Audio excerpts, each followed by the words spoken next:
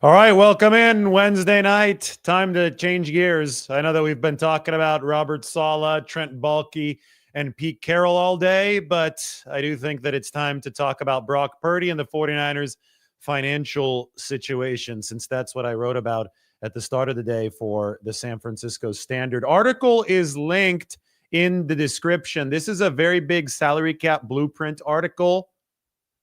And I think that it ties perfectly into a discussion of the keys, the blueprint for San Francisco building a roster successfully and retooling around their star young quarterback so that they can go to the Super Bowl and win it once this 2025 season comes around. So I'm going to go through a few things. To begin, the 49ers have $35 million in effective salary cap space. Nick Corte does an excellent job with some of these graphics, and this one right here illustrates very well where the 49ers are. X-axis is snaps entering unrestricted free agency. So you're losing more players if your logo is further to the right.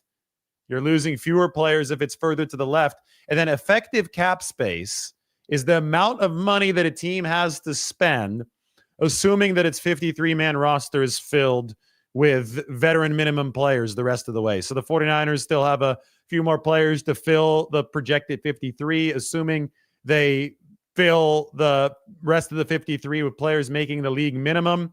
They would have about $35 million, a little bit more, of effective salary cap space. That is according to my calculations and also according to this graph. So you see that they're not losing all too much. They're returning about 75% of their snaps, right? To about 23% of the 49ers snaps are entering unrestricted free agency. And they have an above average amount of effective cap space entering this season. Anybody in the upper left here is set to return a lot of their core, but also to spend. Anybody in the upper right is losing a lot of their core and they have room to spend. Teams in the bottom right are in more financial trouble because they're losing a lot of the core and they don't have as much spending room. Now, you could dig yourself out of it if you're most teams, but you'd rather be in the upper left or in the upper right. And if you're the 49ers and you do like a lot of your roster, it's probably better to be in the upper left. So that's where the 49ers are now. They've got expenses, obviously, on the horizon. We've talked so much about Brock Purdy's contract, and I've delved into the projection for that contract. This was last week. It was the $60 million man article, and it is up on the screen right now. Not to be confused with the one that we ran this week, but the one last week went into the 49ers plan with Brock Purdy that I proposed that would keep his cap hit down at $15.1 million for the 2025 season. They would keep it financially sustainable over time through this proration structure where you amortize the salary cap hits of signing bonus and guaranteed option bonuses. So even a deal worth $61 million annually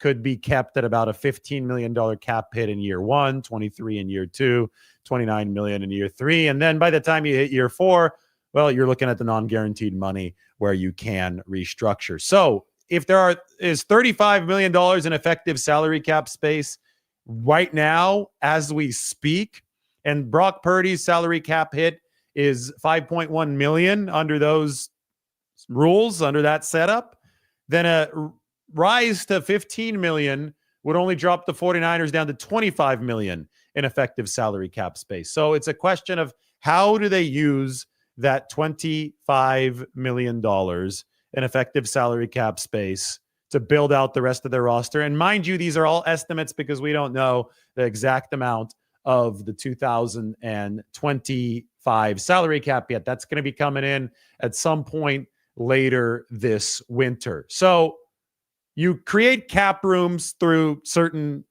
mechanisms. And one of the mechanisms that the 49ers can and very likely will use this offseason is an extension for star tight end George Kittle. I write about it in the article right here. I'll take you guys through the text.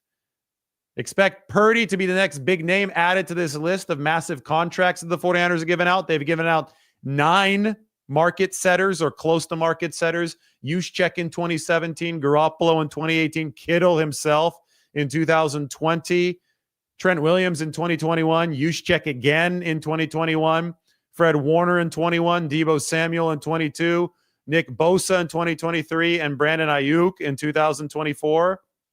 That is 9. Expect Purdy to either be number 10 or number 11 because George Kittle has only 1 year left on his deal, and he'll be either number 10 or number 11. So he'll likely make a second appearance on this list this offseason. Since he's entering the lame duck year of the deal signed in 2020, the 49ers can actually lower George Kittle's 2025 salary cap hit, which is well over $20 million through an extension that spreads into future years via the signing bonus and the signing bonus proration. So right here, you have your 49ers salary cap situation. This can calculate how everything's going to work. Obviously, I've got the effective cap space a little bit higher up here.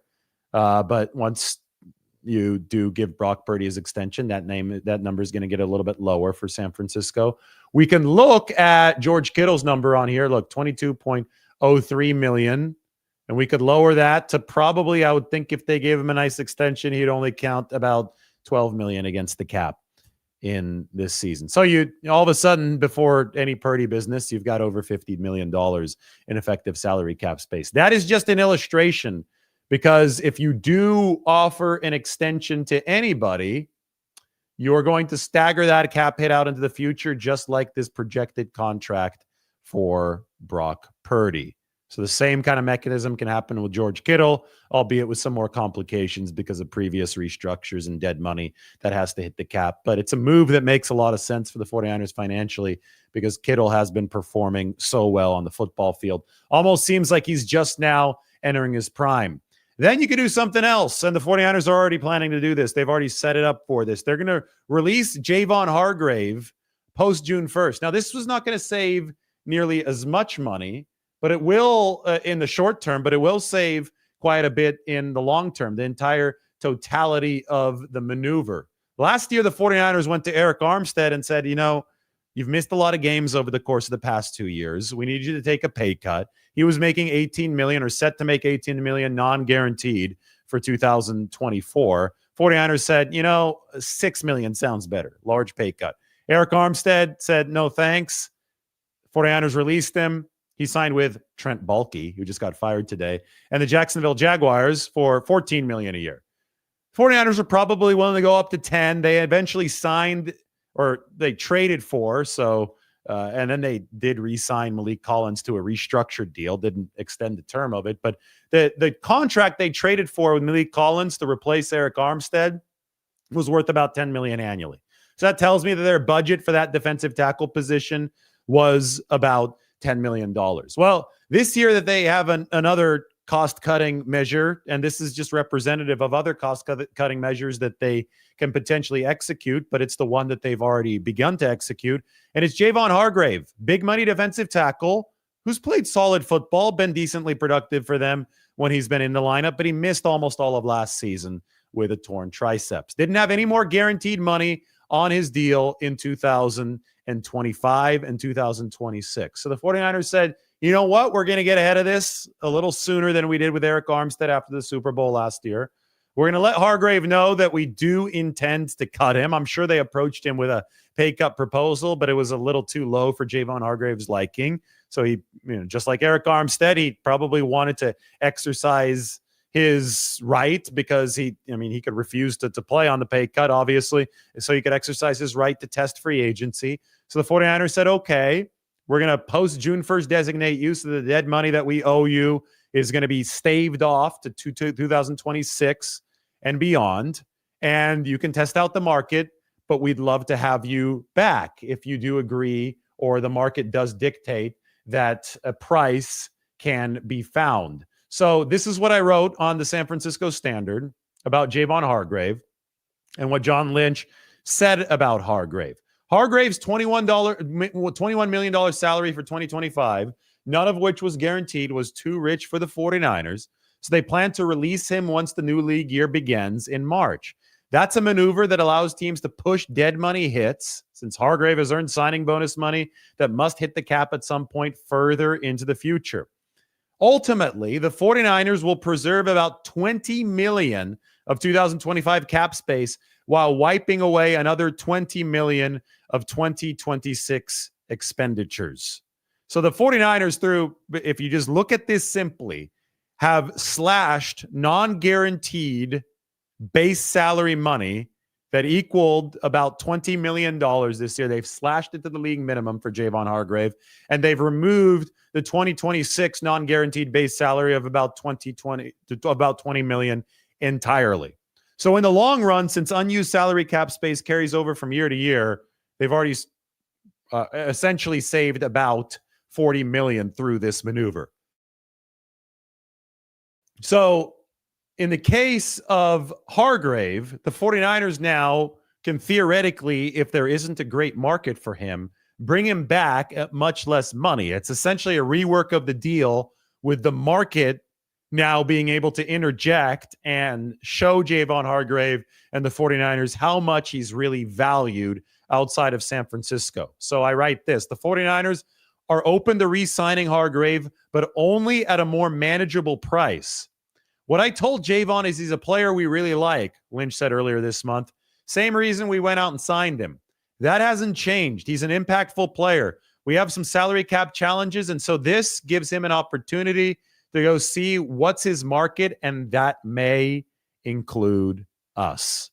If Hargrave is not brought back at all, well, then you could look at it over the course of a couple of years as about $40 million in savings. If he's brought back at a rate that the 49ers offered Derek Armstead, $6 million per year, well, then you can consider it, or $6 million for this 1 year. It'd probably only be a 1 year kind of situation for Javon Hargrave. You can consider it about $34 million in savings. Either way, the 49ers are saving a lot of money because of what they have to take care of on this sheet.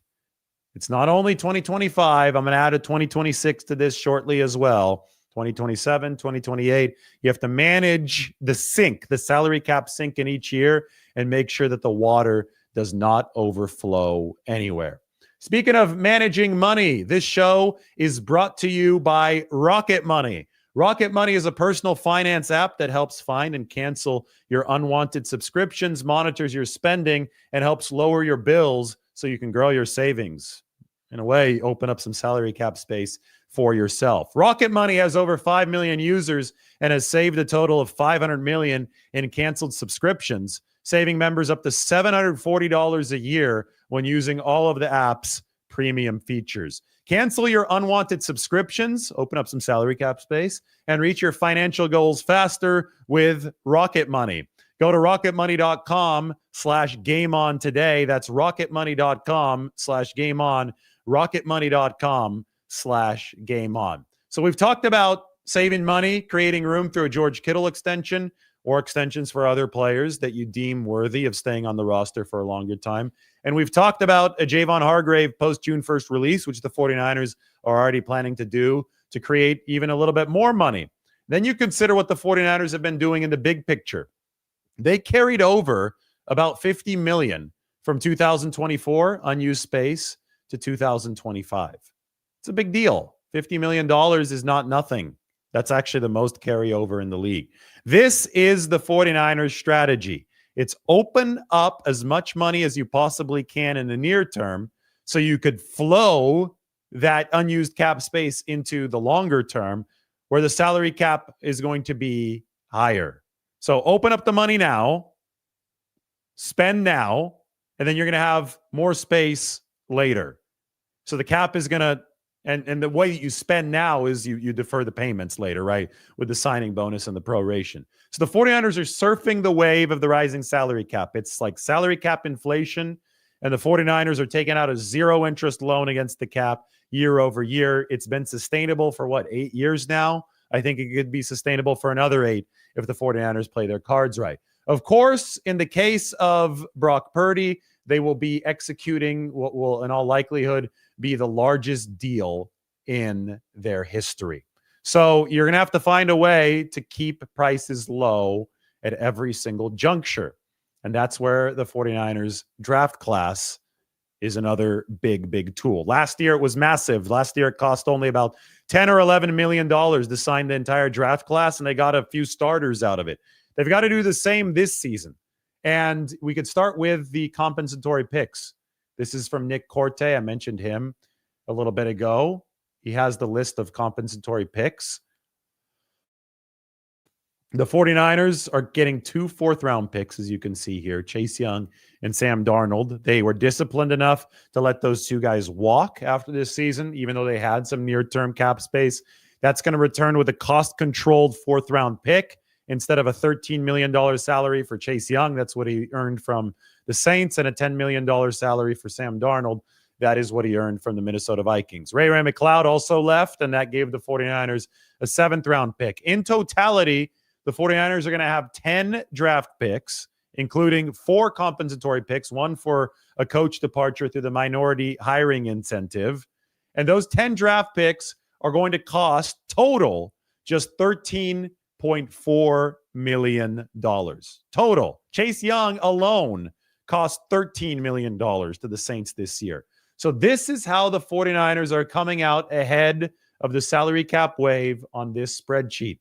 They have to have a cost-efficient way of adding B-list or marginal depth talent to this football team.